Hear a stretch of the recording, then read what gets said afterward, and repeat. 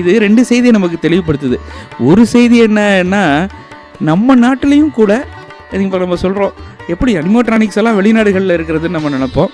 அது மாதிரி இல்லாமல் நம்ம நாட்டிலையும் இதை செய்ய முடியுன்றதுக்கான சாட்சியாக நீங்கள் இதை பார்க்கலாம். மேலே வந்து முழுக்க இயந்திரங்கள், மேலே வந்து ஒரு ரப்பர் போன்ற பொருளால் உருவாக்கப்பட்ட ஒரு தோல் போன்ற அமைப்பை போற்றி ஒரு மிருகமாகவே நம்ம கண்ணு முன்னாடி நிறுத்தியிருக்காங்க.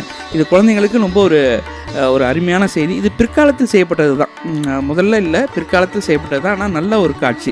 இங்கே நீங்கள் போனீங்கன்னா கண்டிப்பாக இதை பார்க்கலாம். இன்னொரு செய்தி, இந்த மியூசியத்தில் இது இருக்கிறதுனால இன்னொரு செய்தி என்ன தெரியும் நமக்குன்னா, பக்கத்துலேயே பார்த்தீங்கன்னா மானுடைய எலும்புக்கூடு, பக்கத்தில் பாருங்களேன் அந்த ஒரு குதிரையுடைய எலும்பு எல்லாமே இருக்குது. அதெல்லாம் எப்படி தெரியும் அப்படின்னு பார்த்தீங்கன்னா, இதனுடன் ஒப்பிட்டு பார்க்கும்போது டைனோசர்ன்றது எவ்வளோ பெரிய உருவமாக இருந்திருக்கும்ன்ற எண்ணமும் குழந்தைகளுக்கு மனசில் எளிதாக பயந்துடும். இந்த எலும்புக்கூடுகள்லாம் இப்போ நான் கொஞ்சம் நேரம் கழித்து அதை நம்ம பார்க்கும்போது